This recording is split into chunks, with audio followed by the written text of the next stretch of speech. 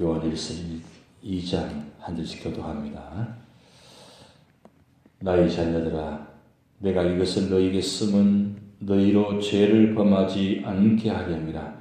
만일 누가 죄를 범하여도 아버지 앞에서 우리에게 대언 자가 있으니 곧 의로우신 예수 그리스도시라. 그는 우리 죄를 위한 화목 제물이니 우리만 위할 뿐 아니요 온 세상의 죄를 위하심이라. 우리가 그의 계명을 지키면 이로써 우리가 그를 아는 줄로 알거지요. 그를 아노라 하고 그의 계명을 지키지 아니하는 자는 거짓말하는 자요 진리가 그 속에 있지 아니하되 누구든지 그의 말씀을 지키는 자는 하나님의 사랑이 참으로 그 속에서 온전하게 드러나니 이로써 우리가 그의 안에 있는 줄을 아노라. 그의 안에 산다고 하는 자는 그가 행하시는 대로 자기도 행할지니라. 사랑하는 자들아, 내가 새 계명을 너희에게 쓰는 것이 아니라 너희가 처음부터 가진 옛 계명이니 이 옛 계명은 너희가 들은 바 말씀이거니와 다시 내가 너희에게 새 계명을 쓰노니 그에게와 너희에게도 참된 것이라. 이는 어둠이 지나고 참빛이 벌써 비침이니라.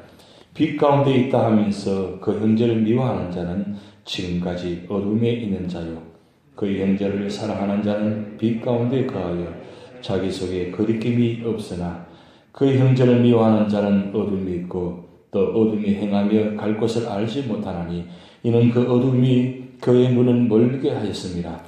자녀들아, 내가 너희에게 쓰는 것은 너희 죄가 그의 이름으로 말미암아 사함을 받았으며 아비들아, 내가 너희에게 쓰는 것은 너희가 태초부터 계신 이를 알았으며 청년들아, 내가 너희에게 쓰는 것은 너희가 악한 자를 이겼습니다.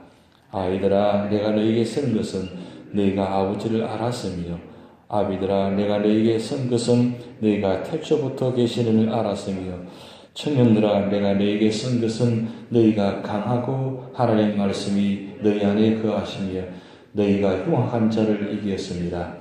이 세상이나 세상에 있는 것들을 사랑하지 말라. 누구든지 세상을 사랑하면 아버지의 사랑이 그 안에 있지 아니하니 이는 세상에 있는 모든 것이 육신의 정욕과 안목의 정욕과 이생의 자랑이니 다 아버지께로부터 온 것이 아니요 세상으로부터 온 것이라. 이 세상도 그 정욕도 지나가되 오직 하나님의 뜻을 행하는 자는 영원히 거하느니라. 아이들아, 지금은 마지막 때라. 적 그리스도가 오리라는 말을 너희가 들은 것과 같이 지금도 많은 적 그리스도가 일어났으니 그러므로 우리가 마지막 때인 줄 아노라. 그들이 우리에게서 나갔으나 우리에게 속하지 아니하였나니 만일 우리에게 속하였더라면 우리와 함께 가였으려니와 그들이 나간 것은 다 우리에게 속하지 아니함을 나타내려 함이니라. 너희는 거룩하신 자에게서 기름 부음을 받고 모든 것을 아느니라. 내가 너희에게 쓰는 것은 너희가 진리를 알지 못하기 때문이 아니라 알기 때문이요 또 모든 거짓은 진리에서 나지 않기 때문이라. 거짓말하는 자가 누구냐? 예수께서 그리스도이심을 부인하는 자가 아니냐? 아버지와 아들을 부인하는 그가 적 그리스도니 아들을 부인하는 자에게는 또한 아버지가 없으되 아들을 시인하는 자에게는 아버지도 있느니라. 너희는 처음부터 들은 것을 너희 안에 거하게 하라. 처음부터 들은 것이 너희 안에 거하면 너희가 아들과 아버지 안에 거하리라. 그가 우리에게 약속하신 것은 이것이니 곧 영원한 생명이니라. 너희를 미혹하는 자들에 관하여 내가 이것을 너희에게 써노라. 너희를 주께 받은 바 기름 부음이 너희 안에 거하나니 아무도 너희를 가르칠 필요가 없고 오직 그의 기름 부음이 모든 것을 너희에게 가르치며 또 참되고 거짓이 없으니 너희를 가르치신 그대로 주 안에 거하라. 자녀들아, 이제 그의 안에 거하라. 이는 주께서 나타내신 바 되며 그가 강림하실 때에 우리로 담대함을 얻어 그 앞에서 부끄럽지 않게 하려 함이라. 합독하시겠습니다. 너희가 그가 의로우신 줄을 알면 의를 행하는 자마다 그에게서 난 줄을 알리라. 아멘. 요한복음과 요한 1서를 읽어보시면 특징적인 단어가 계속 반복이 됩니다. 그 무슨 단어냐면 거하라는 단어입니다. 특별히 요한복음 15장이면 포도나무 가지 이야기가 나오는데 내가 그가 내 안에 가면 많은 열매를 맺느니라. 이 거한다는 말을 요한 사도가 굉장히 강조합니다. 거한다는 말은 원어의 뜻은 야다는 뜻인데 좀 세상적인 표현하면 육체와 육체를 함께 한다는 그 뜻입니다. 안다는 정도면 그 정도 되어야 그 사람을 안다는 겁니다. 이 부부간에 서로 안다는 것은 그런 관계에 있기 때문에 서로가 알아진다는 거죠.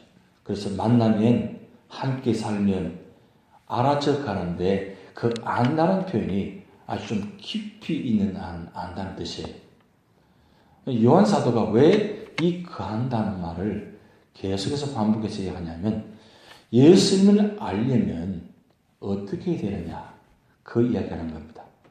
예수님을 알려면 예수님께서 하신 말씀을 알아야 되고 그리고 예수님께서 말씀하신 그 말씀을 실천할 때 지킬 때에 예수님께서 그 마음을 알아진다는 거예요. 그런데 누구보다도 어제 제가 말씀드린 것처럼 요한 사도는 예수님과 함께 있으면서 누구보다도 예수님 분명히 기대에 있으면서 예수님 마음을 아마도 12제자 중에서 가장 예수님 마음을 잘 알지 않았겠나 그런 생각이 듭니다. 왜냐하면 요한복음을 읽어보고 요한 1서를 읽어보고 요한계시록을 읽어보면 요한 사도가 얼마나 예수님 마음을 알았는지 그 예수님 마음의 본질이 무엇인지를 깨닫기 때문에 거한다는 말을 합니다. 적어도 내가 주님을 안다는 말을 할 때에 적어도 그 정도 되어야 내가 안다라고 이야기할 수 있는 겁니다.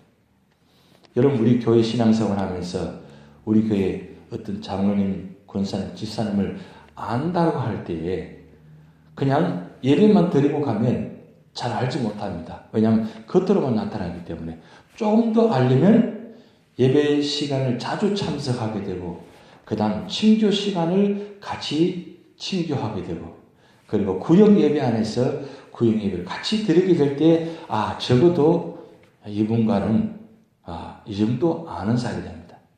그러면 자꾸 대화를 자주 많이 해야 돼요. 자주 만나야 돼요. 그리고 함께 식사도 같이 해봐야 돼요. 그리고 함께 선교도 가봐야 돼요. 함께 같이 봉사도 해봐야 돼요. 보면 저분이 생각이 어떤 생각인지 어떤 마음인지 그것을 알 수 있다는 거예요. 적어도 안다라고 할 때 우리가 신앙생활 할 때 한 5년 정도 지나야 저분이 안다 이 된다는 거예요. 제가 교회에서 안에서 신앙생활 하면서 제가 좀 안다 교회를 안다라고 말할 때 10년쯤 되니까 알아지더라고요. 제가 한국에 있을 때 그렇고 여기 미국 왔을 때 마찬가지 적어도 10년 정도 이상 있었는데 10년 되니까 교회가 어느 정도 알아지는구나. 제가 평생 동안 지금까지 오면서 교회 생활하는 사람입니다. 그렇게 눈 보면 안다고 했는데 실질적으로 교회 돌아가는 것, 그 다음 모든 걸 다 파악하고 모든 것을 알아질 때가 언제냐? 10년 되니까 알아지더라고요. 그것도 조금 안다고. 안다는 말은 못하는 거예요. 그러면 지금 현재 우리 교회 안에 적어도 신앙생활 한 20년 정도 이상 하셨잖아요, 전부 다. 하셨는데, 이제 웬만큼 아시죠? 저 장로님이, 권사님, 집사님이 어떤 마음을 갖고 계시는지, 어떤 마음으로 신앙생활 하는지, 어떤 마음으로 저를 바라보는지 아시죠? 근데 표정을 보니까 잘 모르시는 것 같은데. 그냥 이렇게 예배만 드리고 그냥 가면 전혀 모릅니다. 그래서 예배 시간이 자꾸 많아지는 것이고, 그리고 친교 시간도 함께 하는 것이고, 구역 예배도 자꾸 참석하는 겁니다. 그래야만 조금씩 알아지는 거예요. 그럼 알면 그 마음을 알게 되면 그분을 생각하게 되고, 그분을 위해서 기도하게 되고, 그리고 그분을 위해서 마음을 갖게 되는 거거든요. 그것이 하나의 가족입니다. 여러분, 가족이 왜 소중합니까? 가족은 핏줄을 혈통을 통해서 태어나서 함께 생활하기 때문에 가족이라는 겁니다. 근데 하나님께서 우리를 가족이라고 이야기합니다. 심지어 성경을 보면 예수님을 맏아들이라고 표현하지 합니다. 로마서 8장 29절 읽어보시면 예수님을 맏아들이라고 이야기합니다. 그럼 맏아들이면 우리 한 가족입니다. 그 정도로 가깝게 말씀하시는 거예요. 이 요한 사도가 예수님 만나면서 그 가운데서 같이 함께 지나다 보니까 예수님 마음이 어떤 마음인지를 한 가지 아는 거예요. 깨달은 거예요. 그게 뭐냐? 사랑이라는 거예요. 근데 사랑인데 이 사랑을 실천하려면 기초가 무엇이 되어야 되냐? 그냥 사랑한다고 되어지는 것이 아니고, 그리고 내 생각으로 사랑하는 것이 아니고, 기초가 예수님께서 말씀하신 기초 위에 세워져야 그게 진정한 사랑이라는 거예요. 그래서 우리가 사이에 성도 간의 사랑도 가족 간의 사랑도 하나님과 우리 사이에 그 관계 속에서 하나님께서 예수님께서 계셔야만 그 사랑도 온전해지는 겁니다. 그렇지 않으면 그 사랑이 온전해질 수가 없습니다. 그래서 사랑할 때에 내가 그분을 사랑할 때 예수님 마음으로 예수님 생각으로 예수님 말씀을 가지고 사랑해야 그분을 사랑할 수 있는 겁니다. 그렇지 않으면 사랑할 수가 없습니다. 오늘 요한 사도가 2장에 성도가 신앙생활할 때 가장 중요한 건 첫째가 뭐냐? 예수님께서 말씀하신 계명을 준수하는 거예요. 계명을 준수하는 사람이 진정으로 예수님을 사랑하는 사람이고, 그리고 예수님의 계명을 준수하는 사람이 진정으로 이웃을 사랑하는 사람입니다. 그 기초가 예수님 말씀의 기초가 되지 않으면 예수님 사랑한다고 말하는 것도 아니고 이웃을 사랑한다고 말도 안 되는 거예요. 왜? 내 생각으로 사랑하기 때문입니다. 그러기에 그 사람은 불완전합니다. 그렇지만 내가 내 힘으로는 그 사람을 사랑할 수는 없지만 주님 말씀을 순종하고 그 말씀대로 실천하려고 계명을 지키려고 하다 보면 나도 모르게 그 사람을 사랑하게 된다는 거예요. 그것이 충만이고 진정한 사랑하는 겁니다. 여러분 사도행전 2장에 보면 120년대가 10일 동안 오순절 마가다락방에서 열심히 기도했습니다. 기도하는 가운데 10일째 되는 날에 성령께서 역사하셔가지고 충만한 역사가 나타났어요. 평생에 경험하지 못하는 그 놀라운 경험들을 하게 됩니다. 나타나게 되니까, 체험하게 되니까 자기도 모르게 나가서 복음을 전했습니다. 그들이 복음을 전하는 사람들이 아니었습니다. 배신자의 도망자의 그런 모습이었습니다. 그런데 그런 것들이 성령께서 역사하신 말미암아 충만한 역사가 나타나니까 자기도 모르게 나가서 복음을 전하는 그 모습이 복음을 전하는 모습입니다. 중요한 것은 그 주님의 사랑을, 주님의 은혜를 성령을 통해서 체험하고 느껴지니까 자기도 모르게 나타나는 모습이 그게 바로 사랑의 모습입니다. 내가 사랑한다고 말하지만 그게 말로만 되는 게 사랑이 아니지 않습니까? 끝까지 할 수 없는 모습입니다. 그래서 오늘 사도 요한은 제일 중요한 것은 지식이 아니고 말이 아니고 주님께서 나를 위해서 사랑이 실체적으로 보여주신 것처럼 오늘 단어가 대언자라는 단어가 나오는데 1절에 이 대언자가 여러분 성경 제일 밑에 보면 관주가 나와 있는데 중보자라는 뜻이 있어요. 제일 밑에 보면 보혜사, 중보자라는 뜻이 있습니다. 주님께서 우리의 대언자가 되시는데 무슨 뜻이냐면 하나님과 우리 사이에 막힌 담이 있는데 그 막힌 담이 있기 때문에 누구든지 하나님께 직접 나아갈 수가 없었습니다. 왜? 죄가 막혔기 때문에. 그런데 내가 예수 그리스도를 말미암아 죄를 고백하고 회개하는 그 순간에 우리가 구원받게 되고 구원받는 그 순간에 하나님과 우리 사이에 막힌 모든 장벽들이 다 허물어지고 직접 하나님께 나아가는데 하나님께서 예수 그리스도를 통해서만 가게끔 만들어 놓으셨다는 사실이에요. 원래 하나님께서 우리를 창조하실 때는 직접 우리와 관계가 되어지게 만들었습니다. 그래서 에덴 동산에서 하나님과 직접 대화를 했습니다. 그런데 에덴 동산을 추방당하는 말미암아 우리는 하나님께 직접 나아갈 수 없게 되었습니다. 그러기에 주님께서 이 땅에 오셔서 그 모든 닫힌 담을 허물으시고 직접 예수 그리스도 통해서 하나님을 나아갈 수 있는 축복을 주셨습니다. 그런데 한 가지 조건은 뭐냐면 내가 아무리 하나님께 나가서 축복을 주셨지만 반드시 누굴 통해서 하나님께 나가느냐? 예수 그리스도를 통해서만 가게 되어 있어요. 그래서 예수님이 중보자 되신다는 말씀입니다. 우리가 기도할 때도 아무리 기도를 많이 한다 할지라도 아무리 청산 같은 유수 같은 기도를 한다 할지라도 마지막에 예수 그리스도 이름으로 기도합니다 말하지 않으면 다 그 기도 헛것이라는 거예요. 반드시 예수 그리스도 이름으로 기도합니다 해야만 그 기도가 중보가 상달된다는 말씀. 지금도 예수님은 하나님 우편에 계시면서 우리 기도를 들으시고 그리고 직접 성부 하나님께 중보해 주시고 계시나요? 왜 그렇게 하시느냐?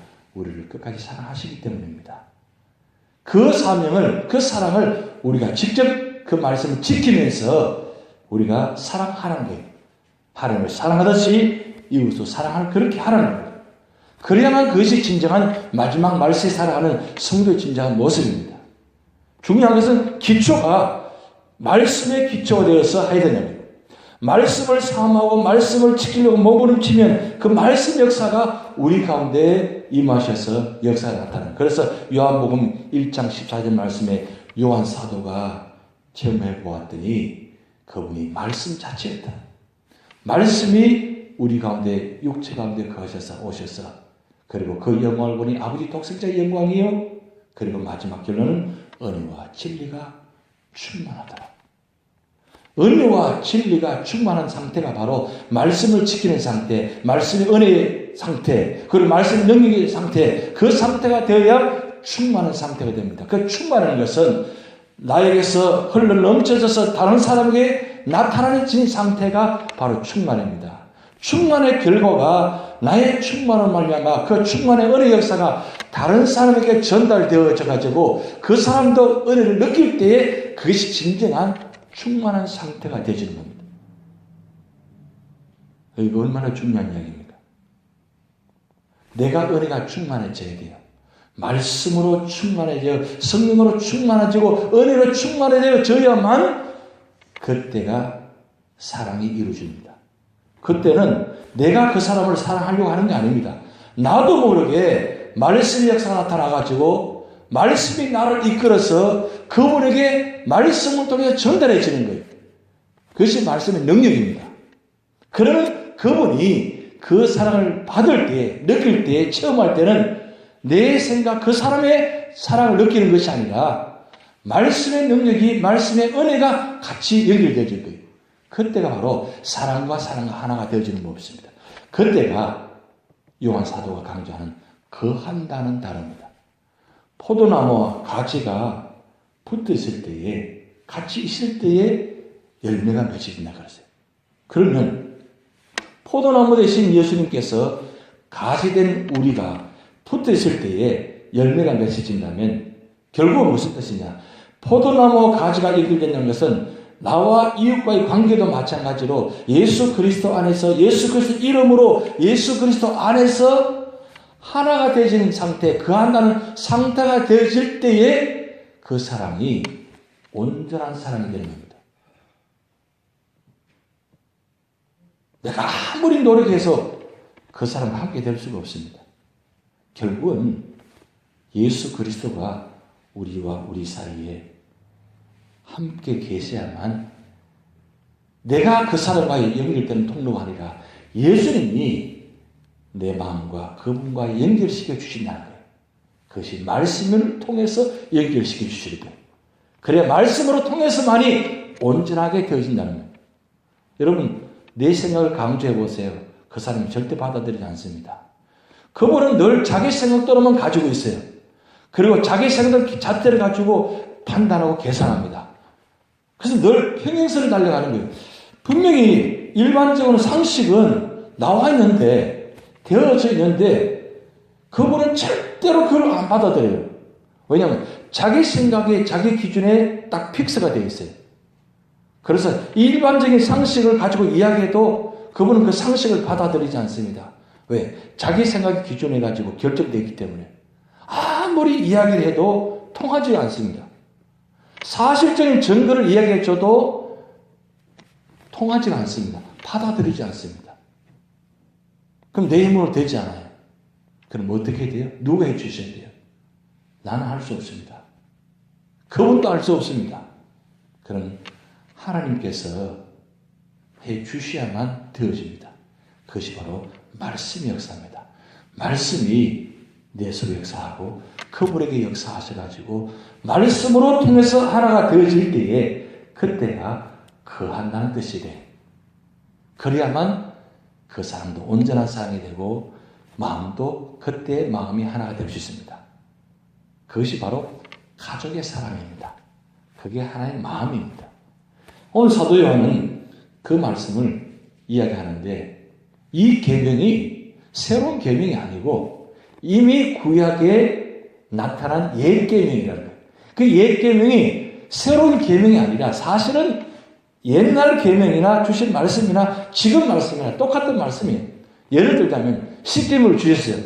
십계명은 이미 구약시에 주신 말씀입니다. 근데 그 십계명이 오래전에 주셨기 때문에 옛 계명이라고 이야기합니다. 그래서 구약을 올드 테스트먼트라고 합니다. 옛 언약이라고 합니다. 그러면 그 구약의 말씀을 신약에 인용했어요. 그러면 신약은 뉴 테스트먼트, 새 언약입니다. 그러면 구약에 있는 말씀이 신약에 인용했다가 해서 옛 것이 새 것이 바뀌었느냐? 아니냐는 거예요. 똑같은 말씀이라는 거예요. 본질은 하나입니다. 본질의 마음은 계명은 하나님 주신 말씀이 전에 주신 말씀이나 지금 주신 말씀이나 똑같이 하나님 말씀이라는 거예요. 그 말씀을 왜 옛 계명이냐 새 계명이냐 실천하고 받아들이는 모습이 달라하기 때문에 그렇다는 거예요. 옛 계명은 구약시대 히브리 사람들은 율법적으로 해석했기 때문에 옛 계명이 되는 것이고 그리고 오늘 우리 신약시대 받아들이는 사람은 새로운 말씀이니까 주님께서 주신 말씀이니까 새 계명이다. 새로운 말씀이다. 아니라는 말씀이에요. 본질적인 것은 해석하지 못하면 옛 계명이 새 계명이 되는데 본질적인 문제를 해석하게 되면 옛 계명이나 새 계명이나 본질적인 하나는 겁니다. 그것이 바로 사랑이라는 거예요. 하나님의 말씀이라는 거예요. 어제나 오늘이나 영원토록 동일하신 그분이 어제 주신 말씀이 달라진 것이 아니라 오늘 주신 말씀이 달라질 것이 아니고 어제 주신 말씀이나 오늘 주신 말씀이나 말씀은 동일하는 거예요. 오늘 우리가 지금 성경 보고 있지만 이 66권 말씀이 이미 오래전에 주신 성경 말씀입니다. 그럼 이 오래 주신 말씀이니까 옛 계명이라고 생각 안 받아들인다면 그건 문제가 있는 것이죠. 그렇지만 옛께서 주셨지만 어제 주셨지만 이 말씀을 오늘 주신 말씀이고 지금도 살아 계셔서 역사하신 말씀이기에 오늘 내가 믿음으로 받아들이면 이 말씀이 나의 말씀이 되는 겁니다. 여기서 본질적인 이야기하는 것은 사랑을 실천하는 것.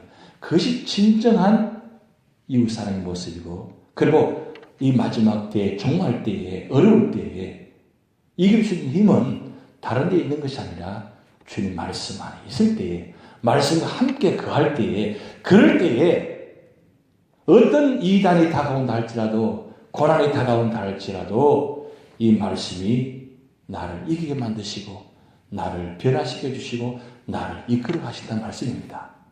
오늘 우리 그래서 오늘도 요한 1서 2장을 읽었습니다. 이 말씀이 옛 계명이 아니라 오늘 우리에게 주신 말씀입니다. 기록은 예전에 기록했습니다. 그렇지만 이 말씀 역사가 오늘도 살아계신 그 하나님이 지금도 하늘 우편에 계시면서 중보하시는 예수 그리스도가 그 말씀을 주신 말씀을 통해서 역사하십니다. 그 역사하기에 오늘도 이 말씀을 지키고 살아간다면 그 말씀 역사가 그냥 문자적으로만 있는 것이 아니고 실제적으로 우리 삶 속에 역사가 나타납니다. 이 말씀 역사를 경험하시는 여러분 되시기 바랍니다. 다 주기도를 하시겠습니다. 하늘에 계신 우리 아버지여 이름이 거룩하기를 받으시오며 나라의 임하오시며 뜻이 하늘에서 이룬 것 같이 땅에서도 이루어지이다. 오늘날 우리에게 일용할 양식을 주옵시고 우리가 우리에게 죄진 자를 사하여 준 것 같이 우리 죄를 사하여 주옵시고 우리를 심에들게 하지 마옵시고 다만 악에서 구하옵소서. 대개 나라와 권세와 영광이 아버지께 영원히 이사옵나이다. 아멘.